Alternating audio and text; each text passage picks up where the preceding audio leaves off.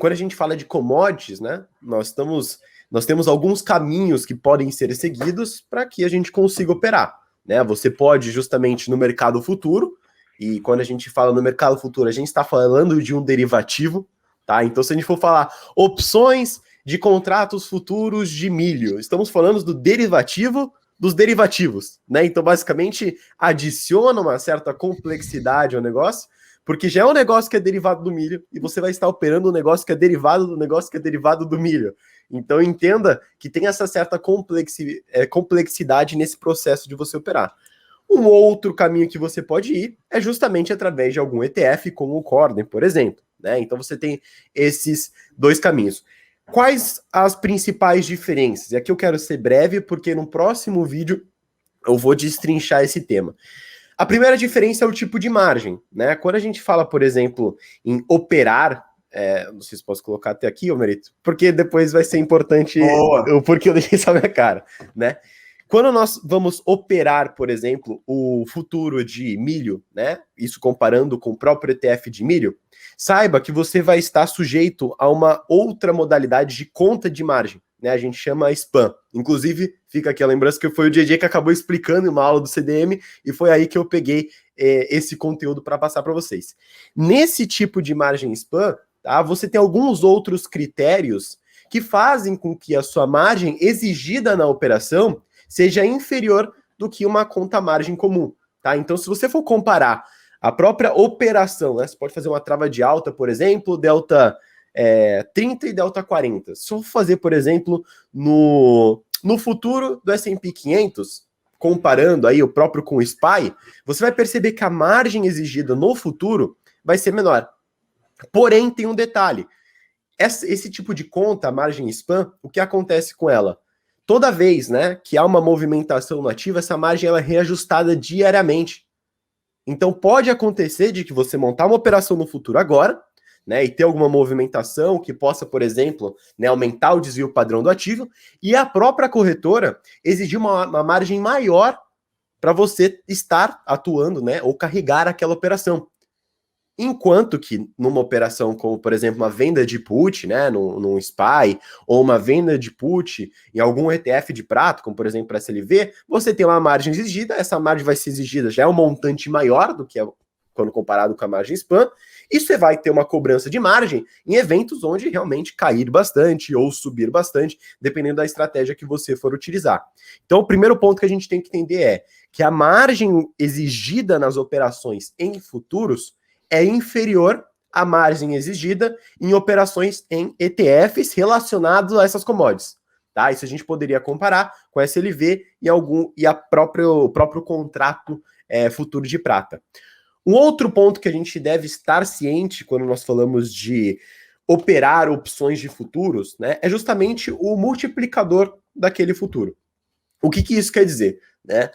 Não necessariamente, se você comprar uma call ATM de prata, você vai estar, né, assemelhando ao movimento de 100 papéis.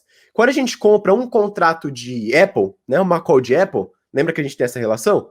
Você tem ali o direito de compra de 100 ações de Apple. Né? Para grande parte dos ativos comuns na Standard, você vai ter essa relação de 1 para 100.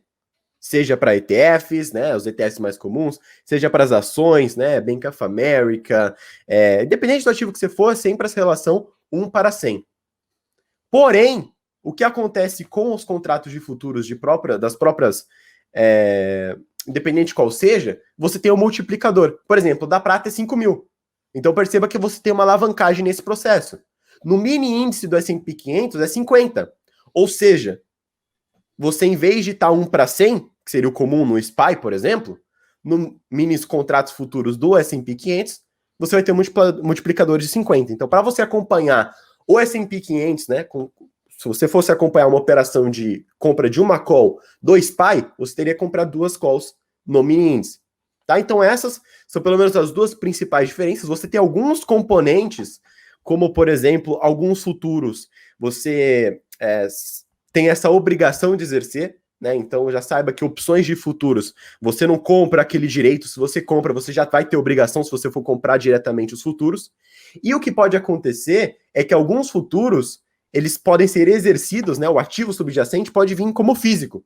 Então pode acontecer de, por exemplo, né? Você exercer ali o seu contrato e basicamente vir o ouro físico, a prata física na sua casa.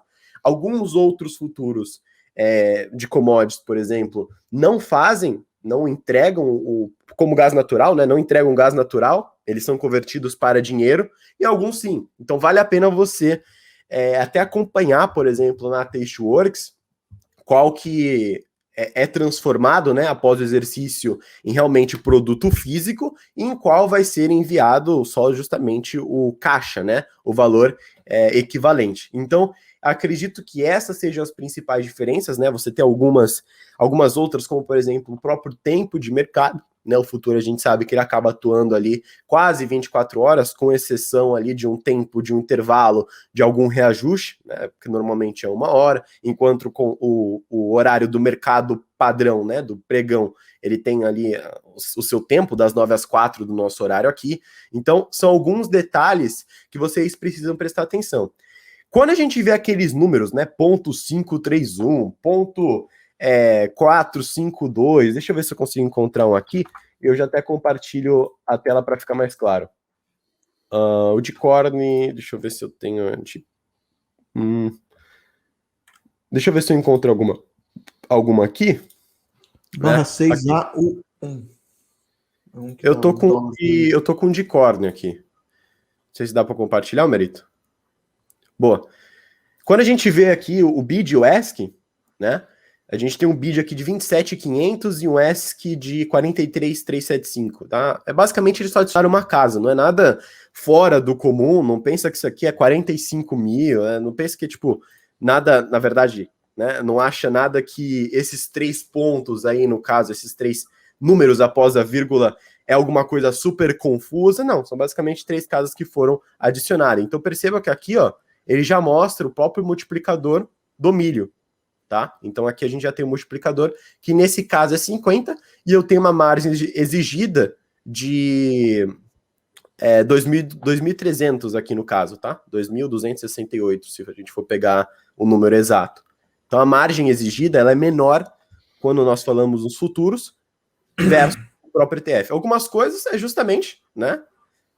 Você vai ter uma alavancagem maior, você vai ter que ter um controle maior da sua operação, você tem que tomar alguns cuidados com não mexer com 2 tempos de vencimentos na sua estratégia e tomar cuidado para não levar até o vencimento. Tá? São alguns cuidados que você tem que ter, porque no futuro você vai estar alavancado. Lembrando que é um derivativo de um derivativo, então adiciona um ponto de complexidade nos fatores que vão estar agindo, tanto na opção, tanto nos que agem no próprio contrato futuro daquela commodity, por exemplo.